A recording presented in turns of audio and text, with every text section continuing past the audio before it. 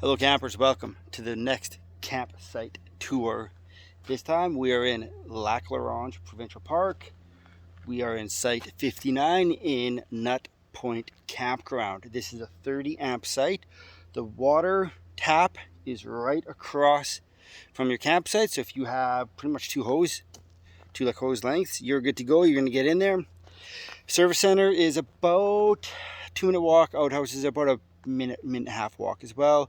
Playground is 2 sites over. There's a lot of really cool kind of formations, rock formations in this campground. I'm going to show you one that's not in my site right now. Hold on one tick.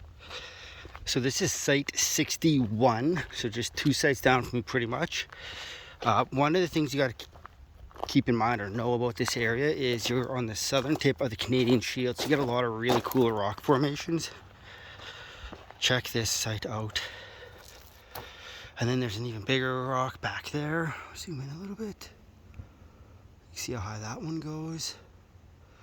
So I think I'm gonna come explore this site a little bit, so long as nobody pulls into it. But yeah, you're in the southern tip of the Canadian Shield here, so it does not feel like anywhere else in Saskatchewan, which makes this area really cool. This is my second time in this park, and I'm excited to do some more exploring just because it almost feels like you're in, like,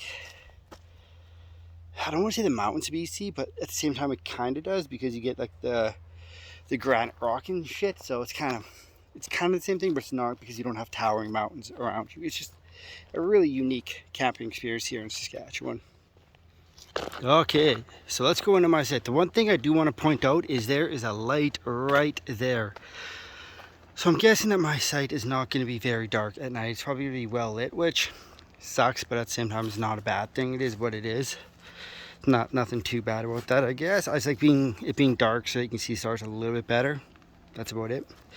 To get in, it's a little tricky. I'm going to back up here. You got to kind of pull into the site. Here's I didn't do a very good approach. I don't have my truck parked very good. Sorry about that. But you can kind of see that's your entrance right there. You can see how my trailer is angled. So you got to kind of go in passenger side of the vehicle as you reverse, and then you got to swing it driver's side. We tried a couple different setups. This is the setup in the end we kind of decided that we liked the best. It is a fairly narrow site. Let's go on in. So site 59, you may have seen it just there. Got my Kuma bear den right there, and we are going to take the picnic table and put it in there because we don't have a lot of space here. So one of the things that we tried was we actually had the trailer pulled up about another 8-9 feet, and this area where my hand is, that was going to be kind of like our main living area or camping area on the campsite. But we just kind of, like, I felt it was too close to the fire pit when we did that, and I just didn't like the feel of the campground or the campsite when we did that. So we kind of readjusted. With that idea though, we were going to have the Kuma bear den behind the trailer with the kids tent. Just so everybody knows, I have a 27-foot cabin, 30 feet hitch to bumper is my trailer length. So we have a lot of room in this campsite. Just got to be a little bit crafty and skilled with your backup, and if you're not so skilled, a little bit patient. So as we come back, you can see that we have the kids tent back here. So again, the original idea was to have the tent and the bear den back here. Just didn't really work the way we liked it. Okay, so what's really cool about this site too is I'm gonna take you back into the woods here a little bit. Again, like I said, Canadian Shield, so you get all these cool rocks. And this is like a little, my kids thought it was a creek, but it's pretty much just standing water underneath here. And this is just a massive rock that they can go play on later on. So again, it's a really cool, kind of unique camping experience here in Saskatchewan.